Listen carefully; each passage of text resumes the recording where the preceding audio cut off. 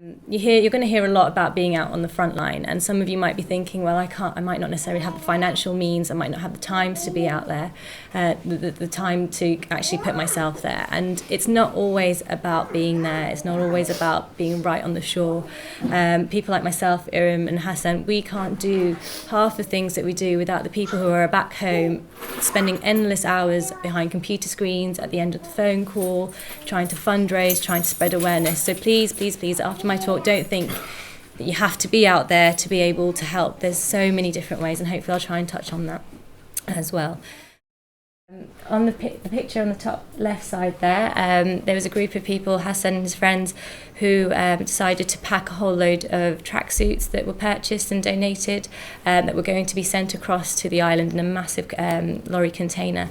When people are getting off the boats, they're all very wet and cold, and they had to have their clothes changed. So someone had a great idea of sending across a whole load of tracksuits. Now, I was there that day, and there were hundreds and hundreds of tracksuits being transferred from boxes into these bags. So I recognised the tracksuits on a refugee when I arrived just not too long ago. That there is my nurse as well, and an Afghani refugee show modelling one of the tracksuits there. And it was really nice to see, because it was very reassuring for those who are at home donating these things to actually show them actually it's reaching the areas that you want, it's reaching the people. So again, you don't have to be going out there yourself. You can be at home when these projects arise and help these people. Genuinely, there was a lot of people helping that day, and we needed that because there was a lot of things to shift.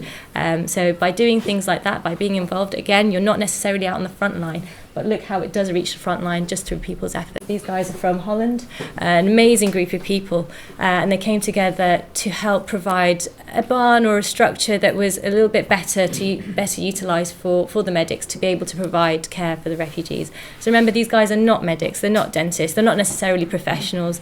They just know how to put things together and work together to provide aid indirectly, if you like, to refugees. So we went from that little marquee to this structure now. So alhamdulillah, it's huge. This couldn't have happened with someone with a medical degree. I know as a dental degree I couldn't have built that. I wouldn't know where to start. I'm useless at that. Give me teeth, I can sort that out any day. But a tent like this, I couldn't have done it. So if we go to the next slide, you'll see we now have a triage area. So in this area, the patients would first come in. That's where they're first assessed. Their basic obs are checked. Things like taking their temperature, listening for their chest, their heart. Things like urine tests could be done as well to check for any infections. Sometimes most of the work can be done here. Something as simple as paracetamol can be given that will make them feel tons better. There is also a pharmacy that we've managed to have at the back.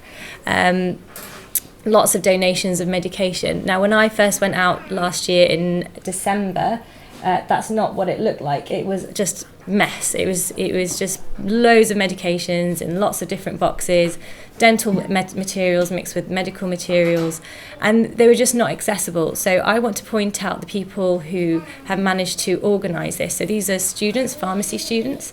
They managed to organise all the medications so that they're easily accessible. But I want to go a step further and tell you it's the guys who built the shelves who, to me, are the real heroes. Because if those shelves weren't there, those medications could not have provided us with that accessibility. The guy who built the shelf just needed to read out of an IKEA instructional thing. If you can do that, you're more than welcome to come out there and do some work. Like I say, it's because of their work, because of their realisation that actually this area needs to be better utilised, we were then able to find those medications and give it to those that needed it. In those boxes, we had no chance. Okay.